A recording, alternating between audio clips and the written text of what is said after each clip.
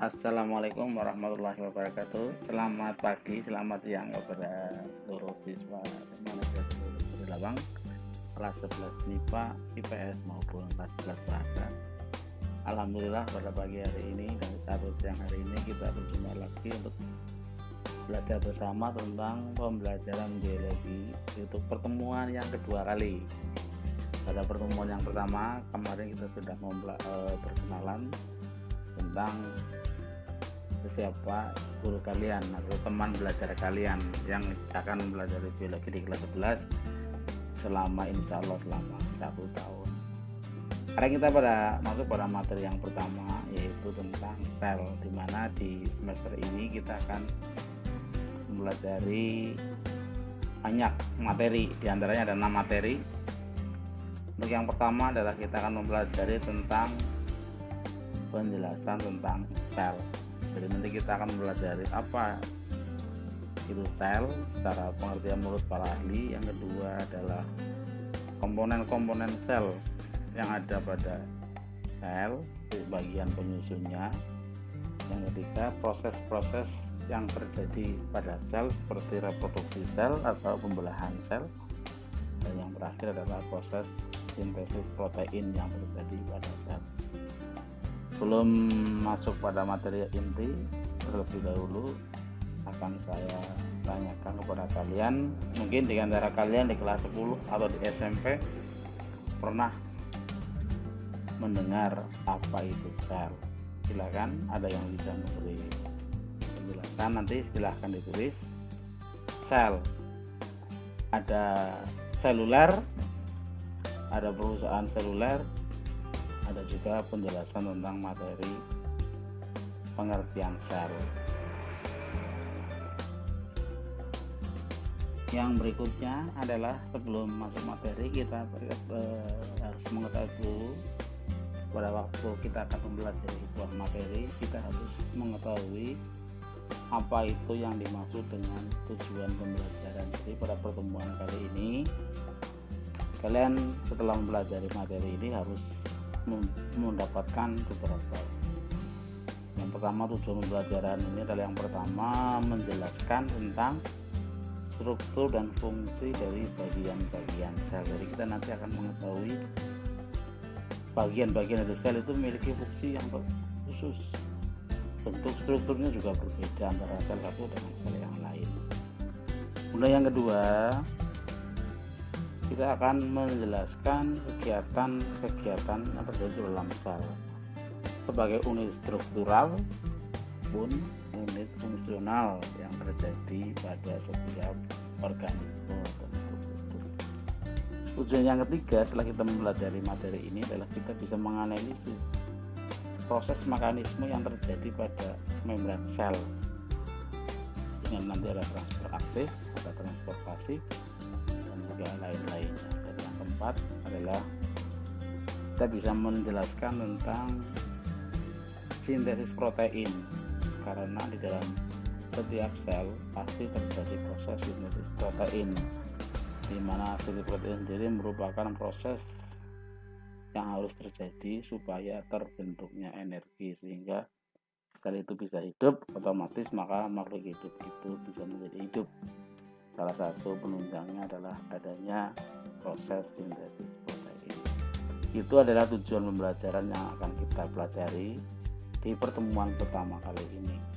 Yang berikutnya, kegiatan yang dilakukan yang pertama adalah kalian harus mengetahui dulu apa itu sel. Kita lihat di materi pembelajaran secara sekilas, kamu pasti sering melihat di bawah kalian di sini terlihat ada beberapa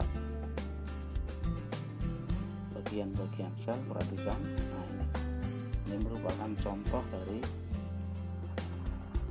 sel ya. Perhatikan, ternyata pada sel tumbuhan, sel hewan maupun sel yang lain memiliki beberapa perbedaan. Yang pertama,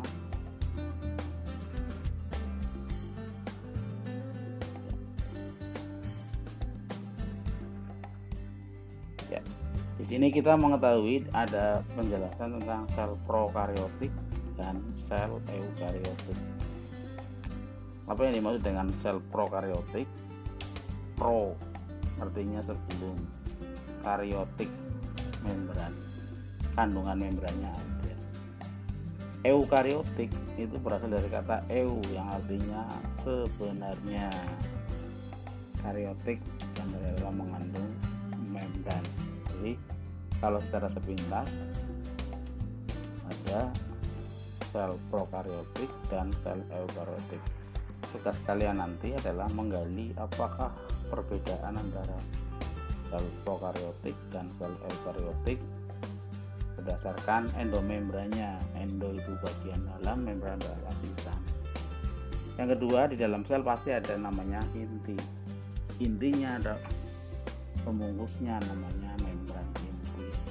Kemudian yang ketiga, di dalam perbedaan antara prokariotik dan eukariotik juga adalah mitokondria. Mitokondria merupakan dapurnya dari sebuah sel ya. Jadi kalau sel tidak ada mitokondrianya maka sel tidak akan pernah hidup, karena mitokondria merupakan tempat pembentukan energi, di mana di dalam mitokondria inilah terjadi proses yang disebut dengan respirasi. Tanpa respirasi maka makhluk hidup tidak mungkin bisa hidup, dan hasil dari proses respirasi adalah dihasilkannya energi. Syarat untuk bisa menjadi hidup sebuah makhluk hidup adalah adanya energi. Kemudian ada dan tidaknya badan Golgi, dan yang berikutnya adalah retikulum endoplasma. Silahkan dari gambar-gambar ini bisa kalian gali apakah di antara persamaan atau perbedaan dari sel yang terdiri atas dua, yaitu prokariotik dan eukariotik. Nanti silahkan kamu kasih centang di sini aja. Kamu nanti menggunakan gambar prokariotik ada atau tidak endomembrannya. Membran inti pada eukariotik bagaimana, ada atau tidak. Jadi nanti silahkan kamu cari di referensi yang ada, kemudian kamu baca. Kalau sudah, kemudian dimasukkan ke dalam lembar kerja ini, kemudian nanti kita bahas sama-sama. Ya, selanjutnya setelah kalian melakukan proses pencarian sumber referensi, kita akan bahas satu persatu tentang perbedaan atau persamaan dari sel prokariotik dan sel eukariotik. Saya kira semua sudah mengerjakan ya. Saya beri waktu dari 5 menit. Silakan kamu cari, berusaha untuk jujur pada diri sendiri. Kalau memang kamu belum menemukan, jangan pernah mengatakan jangan pernah menemukan. Kalau sebenarnya kalau orang tidak jujur itu kan sebenarnya membohongi bukan orang lain, tapi membohongi diri sendiri. Kita lihat yang pertama, kalau belum mengerjakan, katakan aja belum mengerjakan ya. Coba yang sudah mengerjakan kita lihat apa perbedaan. Nah, ada yang lain mungkin di antara kalian seperti ini jawabannya ya. Jadi yang pertama, kalau pada sel prokariotik itu ternyata tidak ada endomembrannya. Jadi dia masih telanjang karena selnya sangat kecil. Ya, kalau eukariotik kebanyakan terjadi pada multiseluler, jadi besar. Kemudian yang kedua pada membran intinya, ternyata pada prokariotik juga belum ada atau tidak ada. Kemudian mitokondria, ya, tidak ada mitokondria. Yang keempat, badan Golgi juga belum ada. Kemudian retikulum endoplasma juga belum ada. Rata-rata dari prokariotik ini merupakan sel yang masih sangat sederhana sekali, belum memiliki bagian-bagian yang selengkap pada eukariotik, karena memang prokariotik ini kebanyakan terjadi pada makhluk yang masih bersel satu ya, sehingga proses di dalam tubuhnya masih sangat sederhana sekali, tidak seperti eukariotik yang banyak sekali terdapat pada makhluk multiseluler seperti kita manusia. Dari kerajaan hewan maupun dari kerajaan tumbuhan, rata-rata mereka memiliki sel yang sangat lengkap, sehingga organ-organ baselnya juga memiliki struktur yang sangat lengkap. Apakah perbedaannya hanya ini aja antara sel prokaryotik dan eukaryotik? Tentu tidak. Kita masih memiliki banyak sekali perbedaan yang lain ya. Jika kamu lihat, silahkan di materi berikutnya ya. Perbedaan antara sel hewan dan sel tumbuhan.